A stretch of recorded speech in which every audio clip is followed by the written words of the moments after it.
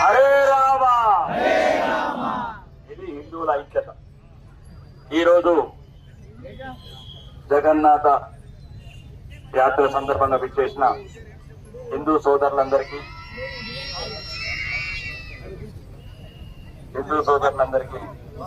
మరియు ఇస్కాన్ సంస్థ నిర్వాహకులు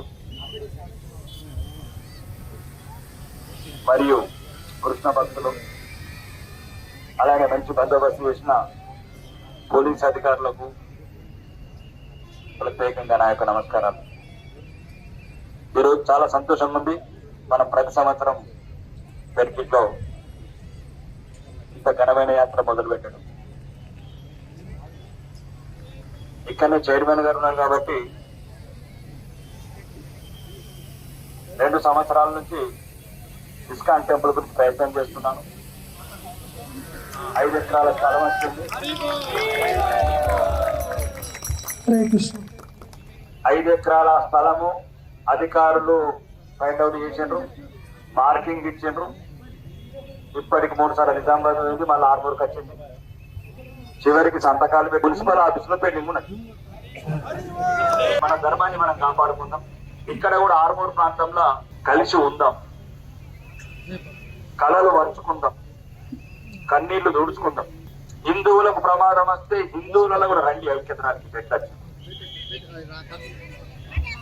మొన్న ఆర్మూర్లో హిందువులు ఐక్యత రాసిస్తే 75% రాదు. ఇక్కడున్న ఆర్మూరు, పెరికీటు, కొట్టారమూరు అందరికి చెప్తున్నా, మేము మీరు ఉండమంటే మేము ఎన్నుకుంటాం.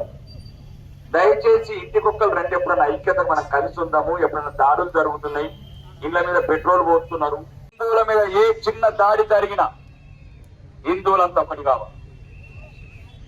ర్యాలీలు తీసినామా, విభూతి పెట్టినామా, ఈ రోజు కాదు, ఎప్పుడు మనని మనం కాపాడుకోవాలి. ఎదుటోడి మీద దాడి చేయకుండా మీ ఇద్దరి మీద దాడి కాకుండా చూసుకో. ఇక్కడ నుంచి హిందువుల ర్యాలీ ఏది జరిగిన వ్యాపారులకు కూడా చెప్తున్నా, బంగారు దుకాణాలకు, బట్టల దుకాణాలకు, రియల్ ఎస్టేట్ వాళ్లకు ఎక్కడుంటే మీరు అందరు కలిసి లేకపోతే పార్టీలకు సంబంధం లేదు. హిందువులకు రాజకీయాలు వేరు, మీ ఇష్టమైన నిర్ణయాలు తీసుకునే రాజకీయ నిర్ణయాలు. హిందువులకు ఎప్పుడైనా దాడి జరిగినప్పుడు మీరు అందరు ఇంటికొక్కరు రావాలా. అందరికీ చెప్తున్నా, హిందువులందరికీ రాజకీయ జెండాలు పక్కన పెట్టండి. ఏ కష్టం వచ్చినా నష్టం వచ్చినా ఒకళ్ళకొకళ్ళు అవడము. ఈ 3 నెలల ఇట్లా కృష్ణ మందిరికి ప్రభుత్వం శాంక్షన్ చేయకపోతే ఈ తిలకాలు దిక్కిన భక్తులు మల్ల రోడ్ ఎక్కాల. మసీదుకి ఎత్తిస్తారు, చర్చికి ఎత్తిస్తారు, మా మందిరానికి ఎందుకు ఇయ్యరు? ఎవరు అడగాల? మసీదుకి ఇచ్చిండ్రు, చర్చికి ఇచ్చిండ్రు, మందిరంకి ఏదో సంవత్సరాల తరబడి తిరుగుతున్న ఒక్కని రారా? మందిరం నేను ఒక్కనే ఉంటానా? కృష్ణుని నేను ఒక్కనే మొక్తానా?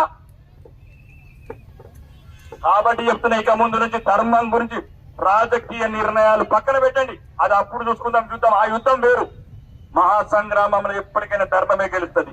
అది ఆర్మూర్లో గెలిచింది కూడా ధర్మం అని చెప్తున్నా. ఈ సందర్భం మీ అందరి ఆశీర్వాదం, మీ అందరు ఆయువు పోస్తే, మీ అందరు గొంతుల పానం పోస్తే అది రాకేష్ రెడ్డి ఇచ్చిండు ఈరోజు.